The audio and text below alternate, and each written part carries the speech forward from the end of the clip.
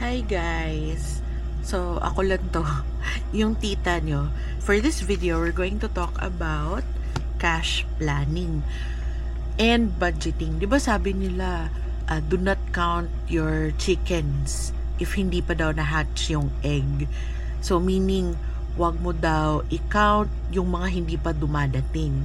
Well, actually, sa budgeting, since you were already tracking your expenses and your income.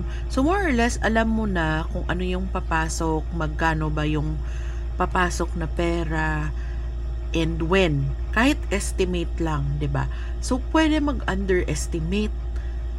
Mas masakit pag nag-overestimate ka tapos walang dadating. So yun yung mas masakit. So me, I have multiple streams of income. Unfortunately, wala po akong income sa social media. Wala lang. Milig lang akong magsalita. Kasi, paparating ang sweldo, 'di ba? So, going to share with you ano yung ginagawa ko, no? With cash planning. So, actually, 'di ba meron akong planner. Dito ko nilalagay yung whole month. So, first, sandali. So, ayan, meron akong August. And then, ito, hindi pa to kompleto. So, dito yung parang overview ng monthly budget. Tapos, merong ito, yung talagang the whole month na parang bird's eye view, kailan mo babayaran, yung mga bills, etc. So, yun, meron ng X sa mga boxes. So, yun. Ayan. So, we're currently targeting, kasi this week, dadating yung sweldo this Friday. Bukas, 14. So, yun. Or baka Friday ko na ito ma-post. So, today, dadating yung sweldo. So, bago pa man, more or less, alam mo naman magkano sweldo mo, 'di ba? So, yung sweldo mo, before it arrives, pagplanuhan mo na saan mapupunta bawat piso. In that way, magkakaroon ka ng plan, hindi ka mag-over budget at mag-overspend. To be honest, dati, pag makaka-receive ako ng sweldo, syempre, i-withdraw mo or ita-transfer mo sa checking account mo or spending mo na account. Diba parang ang laki? Parang, wow, 28.3.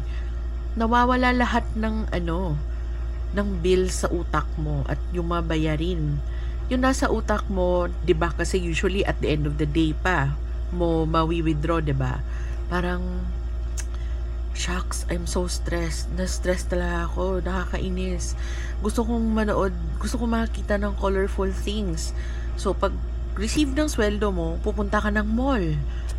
Makikita mo nga colorful things, pero yun, napa-shopping ka. Napabili ka ng bagong sapatos or kung ano yung makikita mo. Oh no, sandali. Okay, going back. Ito. So, hindi ko naman sinasabi na hindi mo na iti-treat yung self mo, pero dapat naka-budget yon. Like for example, naku, paparating yung sweldo, tapos gusto ko naman mag-celebrate or gusto ko mag-de-stress. So paano yon? Like pupunta ako sa mall, titingin ako ng colorful things.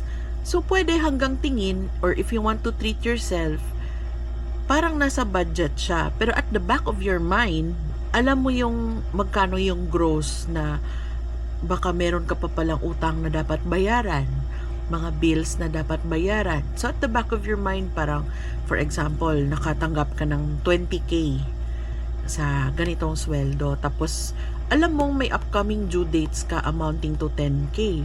So, syempre, hindi ka naman magsha-shopping na sobra pa dyan.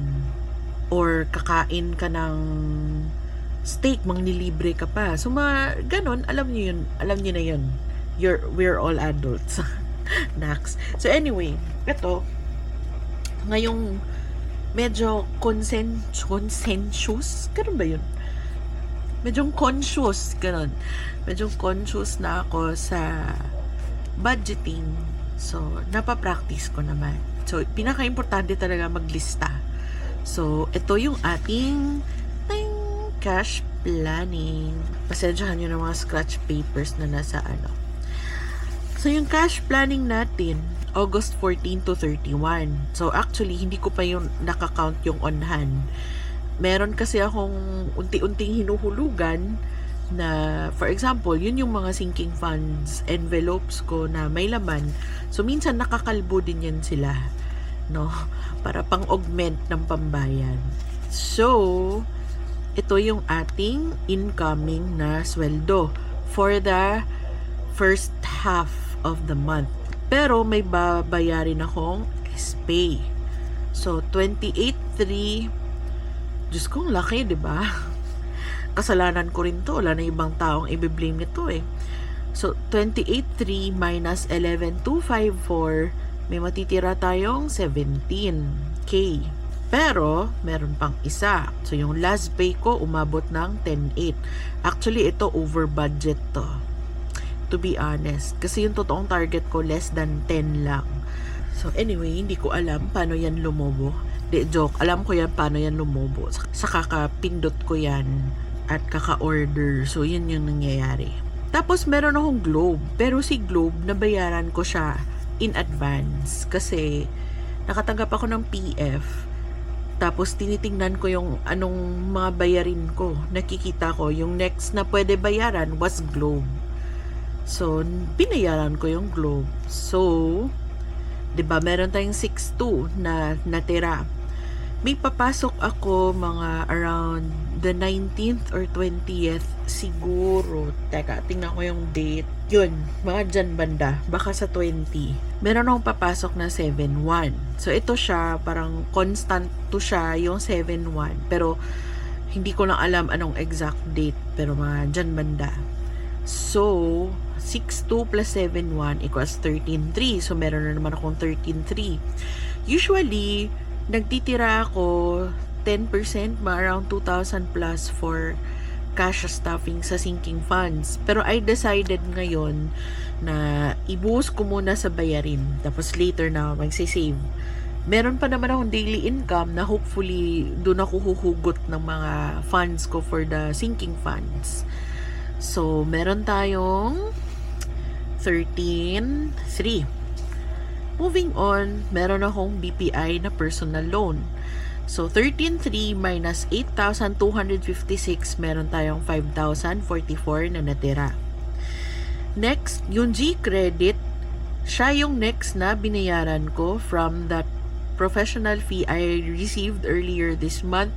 So, wala na akong G-credit due. So,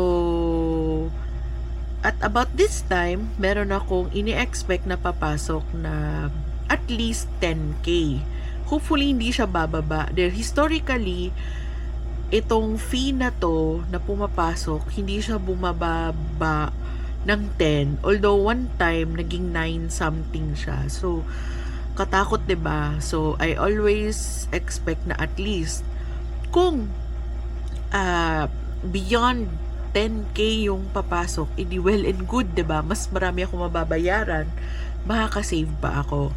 Pero for now, let's just expect the worst. So, yun. 10. Meron akong due sa BPI. So, yung BPI ko, every week ako nagbabayad. So far, ito yung remaining ko, 59,627 from 66 something. So, nabayaran ko mga around 6K na. So, ito yung natira. So, hindi naman kasya yung 15 natin. Kasi 5,044 na natira plus 10, 1544. So, yung mangyayari, yung 15, ibabayad natin ito. Yung home credit. So, 15 minus 6,202. So, dyan muna si BPI ha. So, 15 minus 6,202. May matitira tayong 8. Yung 8 minus 1,750, may matitirang 7. Yung Smart, hindi pa kasi sila nag-send ng bill. So, in-estimate ko lang at around 2,8. So, 7 minus 2,8, may matitirang 4,2. Yung car loan, nasa 19,4. So far, meron akong 3K. So, 19 minus 3, 16. So, kukulangin, 'di ba? So, kaya siya naka-box kasi hindi kaya ng ganitong income. So, yung 4 natin na natira, ilagay natin sa grocery. So, yung grocery actually, ibabayad ko rin dito sa BPI. Pero separate lang. I-separate lang natin ha. Okay, I'm back again. Sorry na walan ng battery yung light. Anyway, so, magiging 1292 na lang yung natira. Yung market, meron na akong naipon sa sinking fund. So, constantly naglalagay naman ako for the sinking funds envelope sa makakaya ko with my daily income. So, nakaabot ako ng 1K. So, hopefully, madadagdagan pa kasi hindi naman maganda na ma-zero yung envelope, 'di ba? So, hopefully, madadagdagan pa. Pero so far, I have 1K. Pwede ko nang hindi budgetan. So, yung 1292, hindi siya, yung balance ko sa BPI Parents, ito yung, for those who are new, my parents rescued me from credit card debt. They paid my debt in full. So, I paid them in installments with 3% na interest. So, I am paying back their money. So, monthly, nagbabayad ako ng 13. So far, nakabayad ako ng 10. So, that's why I have a 10,000 balance. So, ito siya, hindi naman enough. So, yung 1292, dyan lang siya muna. By this time, papasok na yung second paycheck. Pero yung second paycheck, iba-budget natin, mga dito na rin banda, towards the end. So, kasi may mga bayarin din ako for September 1 to 15. So, mababudget din siya doon. So, yun. So, feeling ko yung 28.3 na to, may iba na mapupunta sa September 1 ko na bills. Yung iba mapupunta dito sa BPI, sa car, at sa BPI Parents. So, I just hope and pray malaki itong 10. Or else, kukuha talaga ako ng for the car and the credit card. Kukuha talaga ako sa naipon ko so far sa... Meron kasi akong emergency fund. Merong semi-emergency fund. So, parang allowable na pwede kong gamitin muna for the month. Tapos, i-replace ko lang. So, I have that. Hopefully, I won't have to rely on that. Kasi... Kaya nga siya emergency fund para sana yun sa totoong emergency, hindi dahil na short ka. So, ayun. Anyway, this wraps up my cash planning and I hope kayo rin, pagplanuhan nyo rin yung mga incoming expenses nyo. Dahil sa pagplano at pagbudget, it's not restrictive. It's just giving your money kung saan sila nakadestino para hindi po kayo clueless na parang like naubos na. Sasabihin mo, ay, saan napunta yung pera ko? Hindi mo alam. So, yung pera mo pala naging shoes, naging bags, naging luho. Or yung pera mo, nakabayad ba ng bills mo? Nakabayad ba ng mga utang mo? So, choose your fighter. So, yun lang. So, until next time mga mi. Bye!